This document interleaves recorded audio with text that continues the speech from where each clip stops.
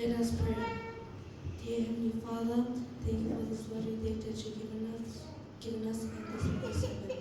Thank you for providing us with your love through patience, and thank you for this lovely day that you've given us.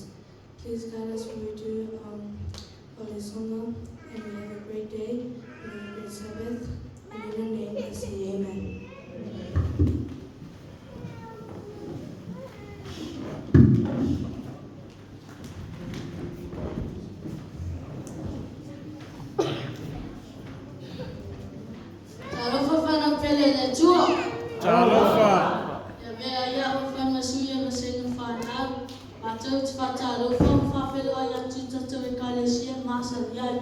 My love, I want to tell you, say your bias, say Tassia Peter Titi, but Tataway Kalesia, my church Pataro for Twine, my church Pataro for Tsupi, my church Pataro for Tvoi, say Tassi, who are here to Atole Nesa Pat.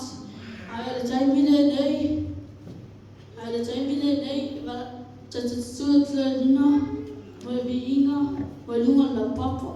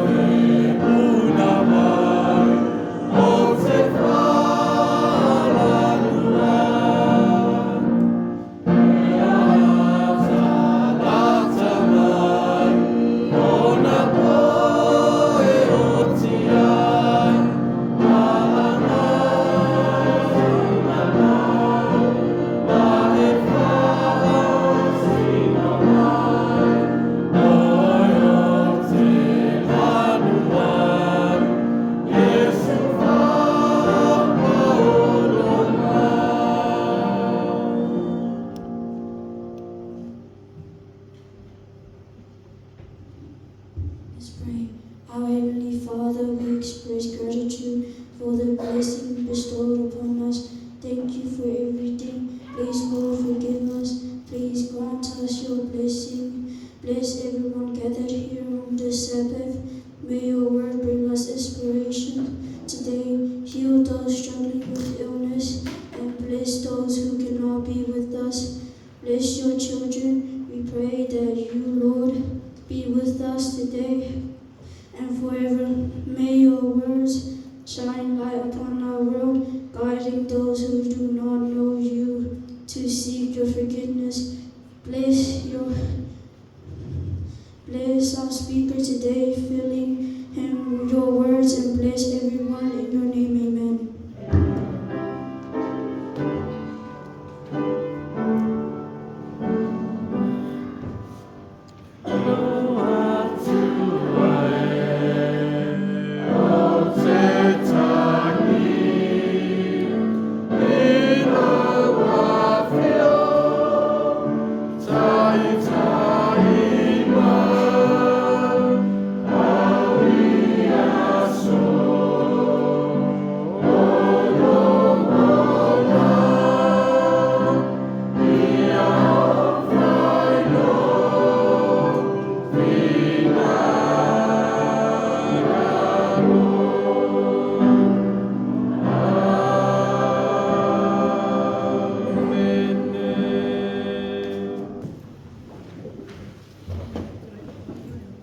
Taimile nei o se fulua I matsaunanga e wala au I te ia kongo mana au ina o se fulua I matsaunanga.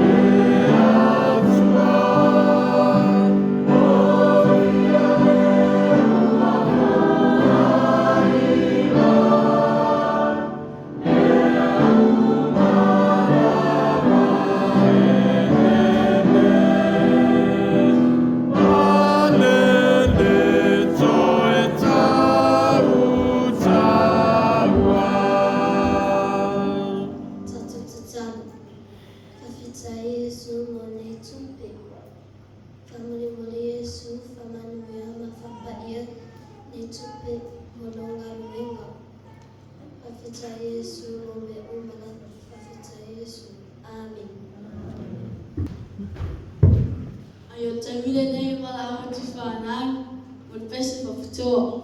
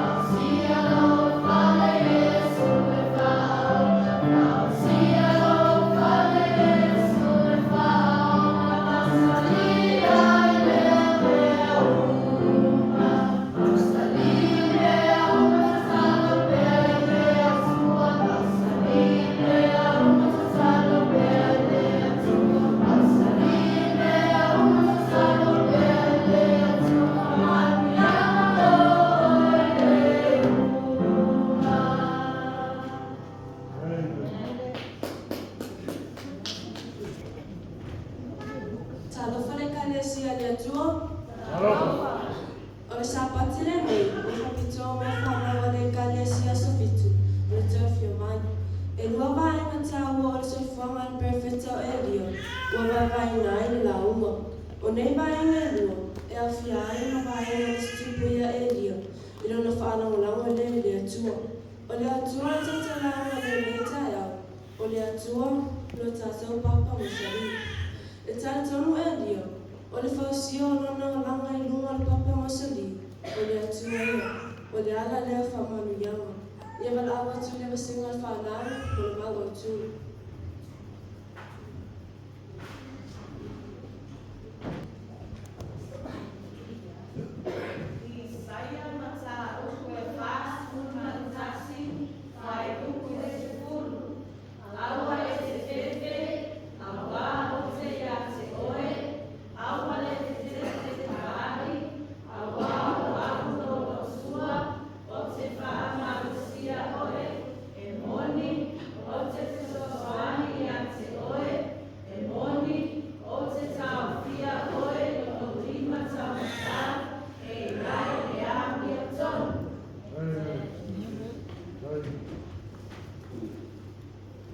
Vaenga mua, o le atua soifua e whakawau.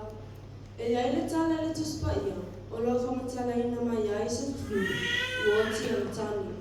E le nofo i la ua malana tamatani, i le nofoanga e ngoia sarafata. O lo whamatala mai ai le tuspaia whakabritania, le whawhine malana tama, poor family, o se ainga matiwa, o se ainga fo e moa lana le tama o ainga. O se whawhita o le lea ana whisanga i manitina i aso stata sinko. Ona o le nana o lofa i si ana tama, ma le tau whaasio ai le ai stono e ainga. A tonu e tere ni sistemi e ame ai le whango mua al tina mo si ana tama. I se mea ai ua i bukaina, pe ata seresi me titi, ua lava lea maia. O te tonu foi na iai ni sistemi e le te foi le tina i se mea ai i te tono le la ainga. Ona o le mativa ma le leai se le tamao ainga. I se tasi o aso, ua toi o lutanga o whalawa, i le kate, le sina swa utiti, ma le whawhine, ma se le tama.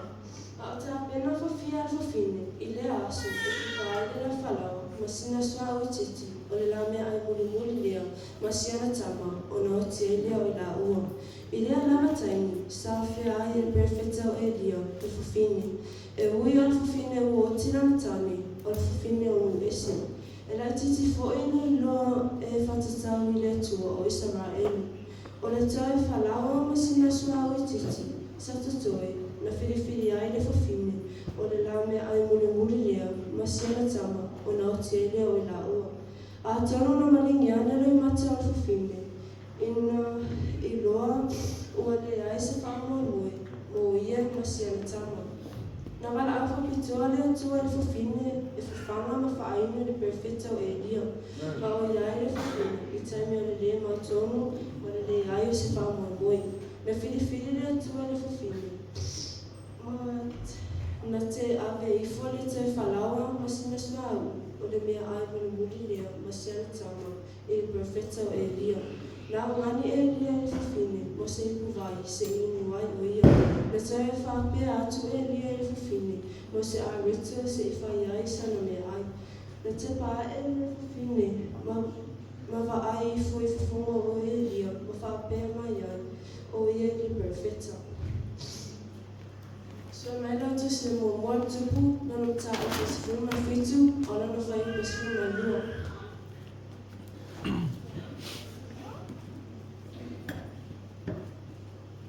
A whapea mama, whapea mai ameni. Ameni. Whaita. Ua tani mai leo ia. Rosa i fwoi o malo tua. E le ai se fotoi a reto i a tea.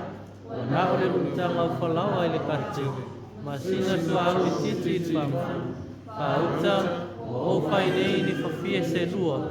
Ina ia o anu. Ma o tunu ai ma ua masia i tamatani. Ma te ai ai. Na ma o tia. O le tani mai lea al whawhine ia Elio. O lo whailua mai le tani atu o whawhine ia Elio. Le le ai o se whamoe moe, ma le le ai o se tasi whaanga atu ai le whawhine mo se fisasoani. O le toi tali atu e lia le whawhine na watu ai le whamoe ma le taitun kona au whapitua le atua i le whawhine i le aso nei.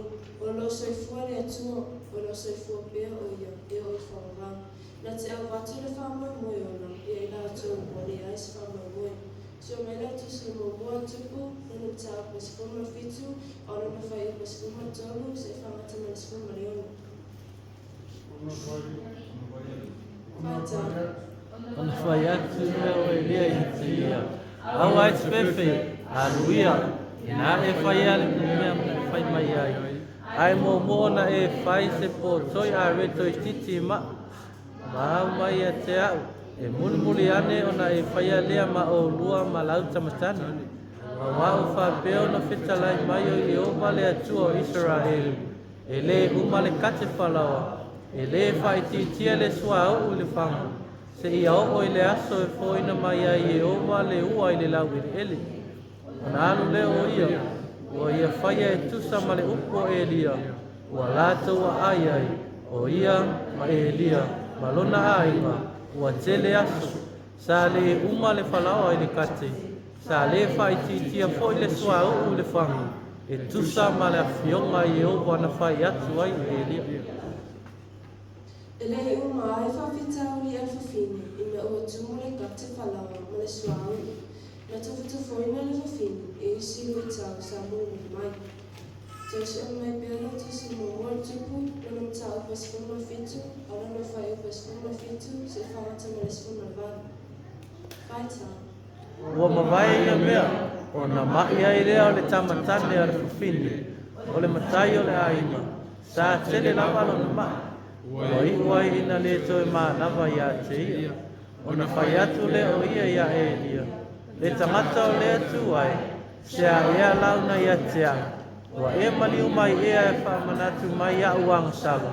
Ma wha o le oti la tama. Na whaapea atu e lia le whawhine, e amu ia le tama ia te ia.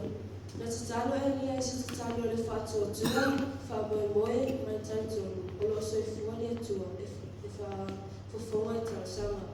Na wala au e lia i le atua, ina ia te whaora mai le tama mai le oti. Na whailoa e lia le whawhine, e ala i upu o te talo, o lo soifua le atua, o ia o le papa mo sali. Na te au mai e le whamamoenga, ia i rātua wale ia isi whamamoe. Na tali le atua e se talo e lia, ma te whaora mai le tama mai le oti. O wāwenga na tutupuia i le whawhine, i lona a inga, whapea ai, ma te e whaora mai ai le tama mai le oti. Na tali tonu ai le whawhine, o lo soifua le atua e whamawau. O ia o le papa mo sali, na te au mai e le whamamoenga sili, ia i rātua wale ia isi whamamoe.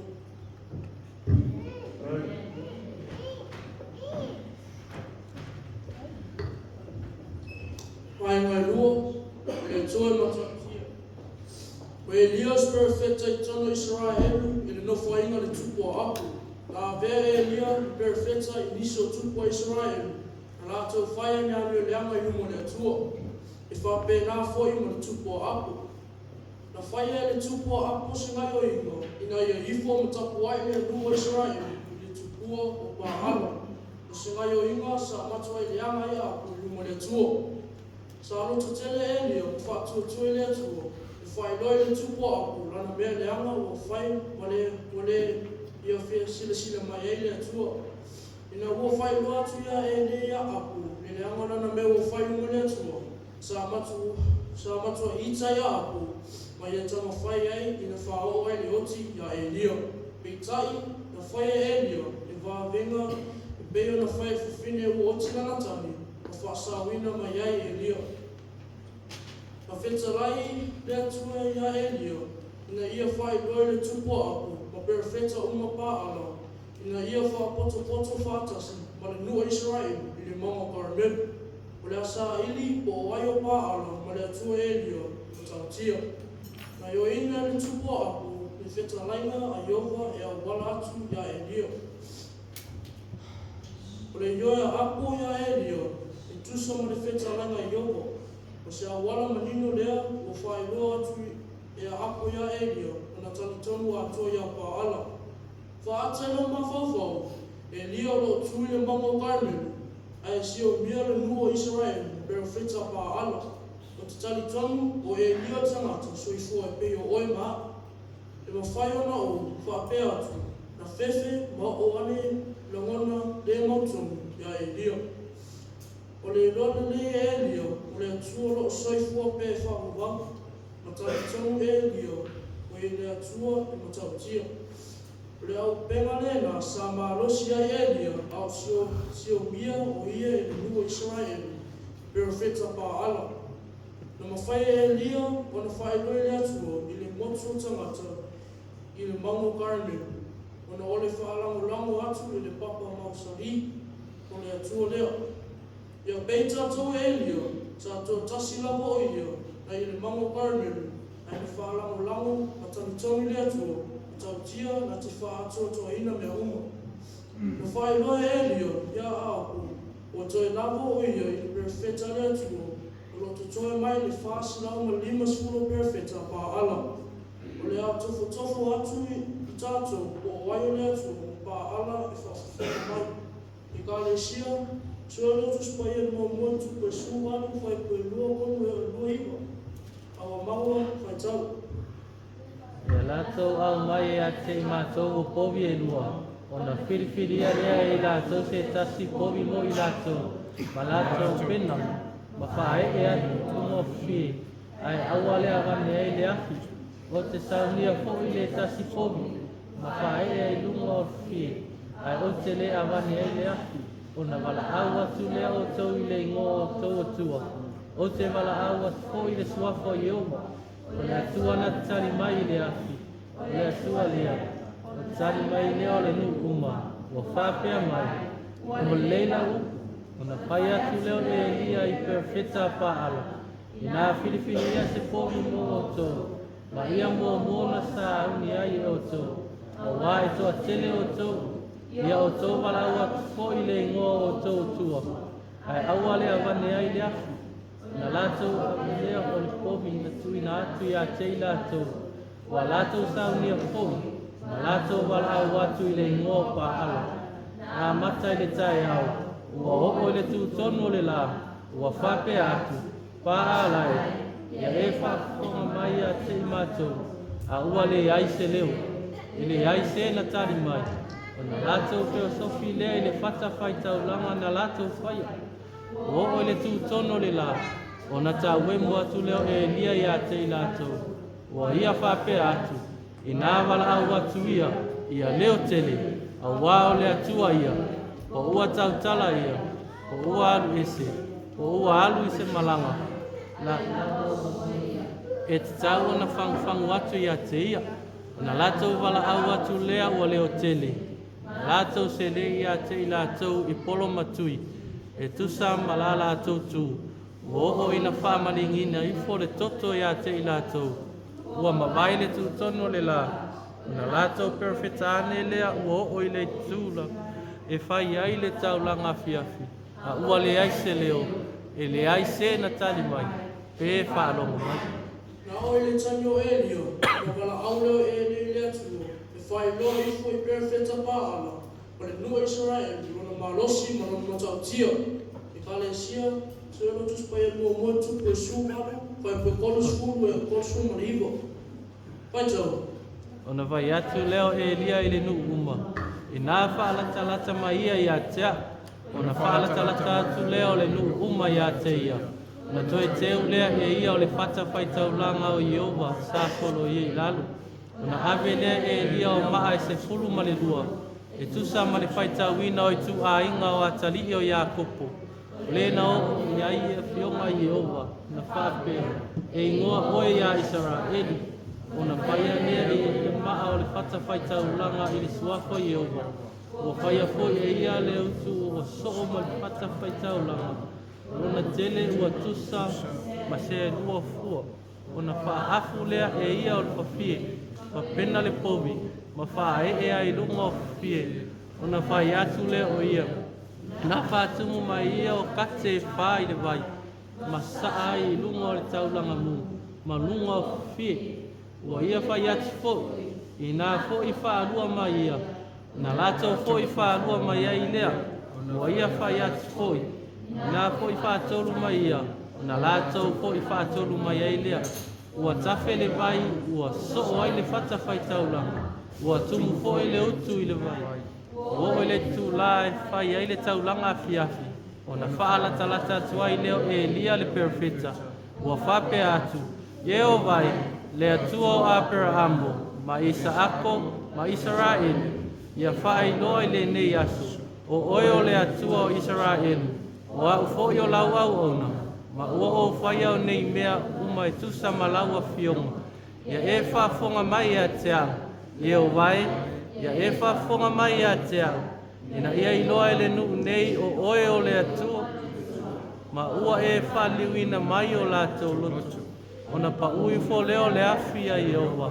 ma whao matia ai le taulanga mu ma fufie ma maa ma le ere umitia ai fo i le vai sa i le utu ua i loa e le nu uma ona whapa u whao ai leo i lātou ua whapea o Ieova o le atua ia o Ieova o le atua ia O le moli mau sili leo, o le atua i le vavenga i luma le mango Karmel, o le afi na pausau, ma le nofo alia o le atua, ma mu ai tau langa o lo lilo i le vai. O le aso leo, na i loa e le nua Israel, o le atua e maalosi ma matautia. Pau lau la wala no whai o na tatou tutupu vavenga i tatou wha peo. O lo i loa i le atua e ala mai le tuspaia, mai e whalango ia te ia i mea uma. Whawai o tō o langa i lunga le papa mausari, o le atua leo, ana o mai leo na mabuia. Le whanau o whapitoa i lene sapati, ia vea e le whata i tai e tata uma, i whalango e le atua i mea uma, na te whaia e ala mai eiro na mabuia. Amen. E ka le sio, o le whiau le namo tata i lene sapati, pa manuia le atua i lo whafong.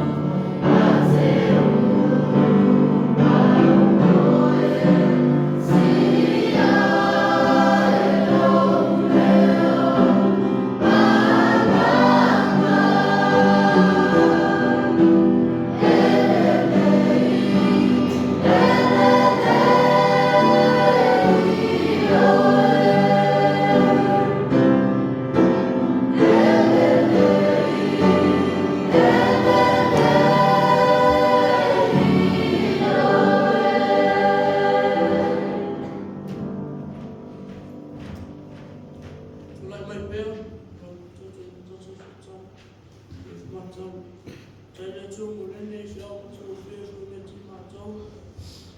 Stay.